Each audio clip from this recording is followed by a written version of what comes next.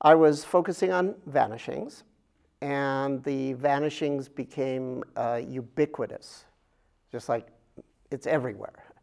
But in the past, when I've noted vanishing, say, with the breath, it's actually been a sort of soothing experience with sort of an afterglow of peacefulness. But I found this experience of noting vanishing to be highly agitating. I think the implied question is, what does that mean and what should I do? Uncomfortably stimulating, agitating. Noting nothing whatsoever has resulted in a lot of uncomfortable something. How closely correlated would you say, and a certain amount of guessing may be involved on this, how much correlation would you say there is between the fact that you were noting vanishing and the fact that you're sort of hyped up? In other words, does it seem highly correlated with that really had something to do with it? Or would it be more, well, the potential was there and I might be hyped up because of other things? I'd like you to make a guess. Is it, because you said, well, I'm sort of excited about this prospect and that, and I haven't had the sugar fix or the coffee fix, so it's not that, but it might have been some other things you sort of intimated. So do you think that the noting of vanishing played a large role in this, or other factors may have entered in? And the answer, not sure at all, is completely valid. So there's a pretty strong correlation between the paying attention to nothing and a lot of agitating something. That's good. That's what I wanted to determine. Or it may be uncomfortable, but it's good as far as practice goes. Is it mostly, well, you report a lot of talk, but would you say that the agitation is primarily in feel, image, or talk? It's primarily in feel. So I don't want to put words in your mouth, so correct me if this is wrong, but the gist that I'm getting is I was noting vanishings, which usually is a peaceful experience for me. But this time, and I usually note vanishings just in the breath, the ends of the ins and out breaths or external sounds. But two things happened this time that are very different. First of all, the vanishing globalized to, it's like everything's vanishing. And secondly, it was agitating, and specifically agitating at the level of pure emotion in the body. Did I more or less nail it? Okay, that's called precision. And we have a vocabulary that allows for this kind of precision. And now that I've honed it down to that, I can give a pretty confident answer with regards to the two implicit questions, which is, why is this happening? And what should I do about it? Why it's happening is because you really did the technique well.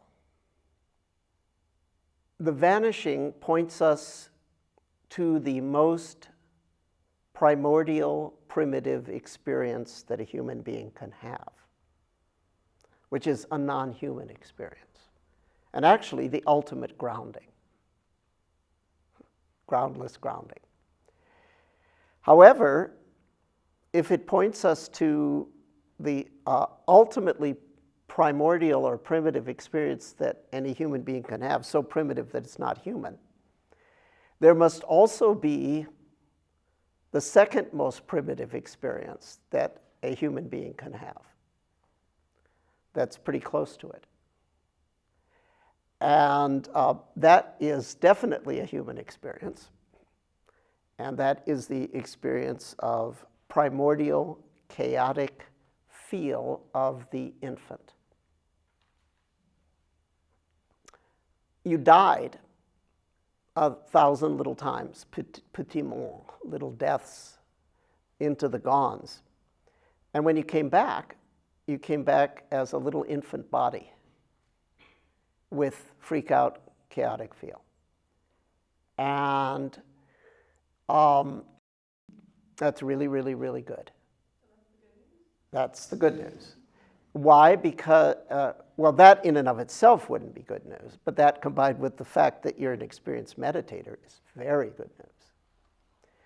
Because then you just note feel and its vanishings.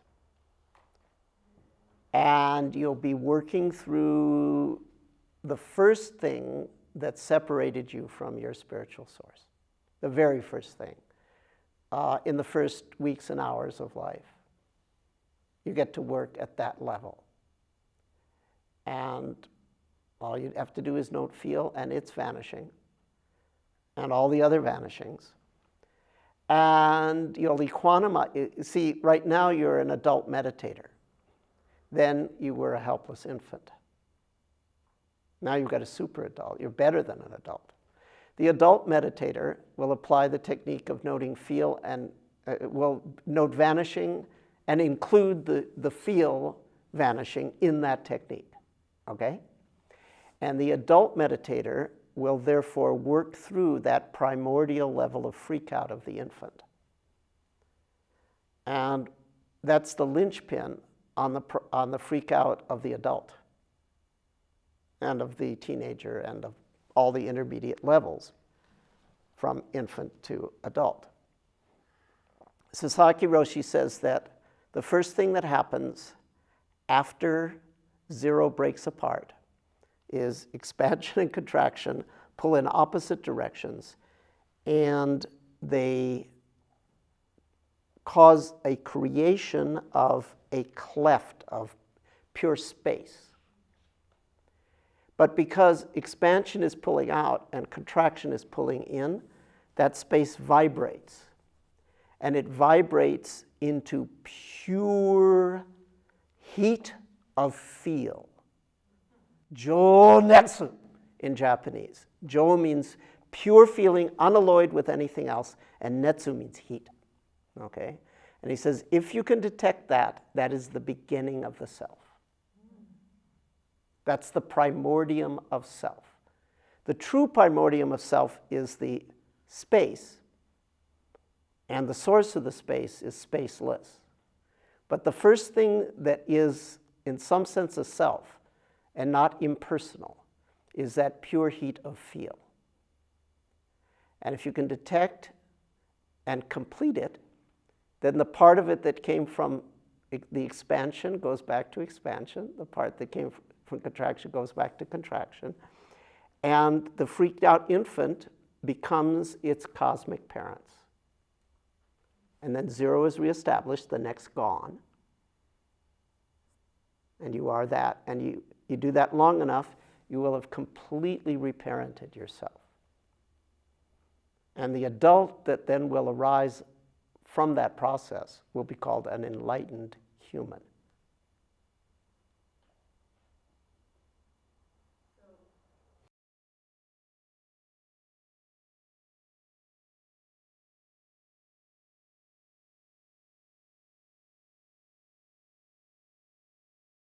Okay, the comment was I was thinking of taking a nap, but now maybe I should sit. Either is fine. Either is fine. There's a case for either one. You need to take your ego death in manageable doses. Don't worry, it'll probably happen again, or maybe that's a do worry, I don't know. But it took a long time, but that's the way I like to work, to really find out what's going on. I don't like to shoot from the hip as far as answering people's questions. But you see how we pinpointed exactly what was going on? We had a precise vocabulary, and I gave you what I would consider to be an optimal response strategy. And we are done.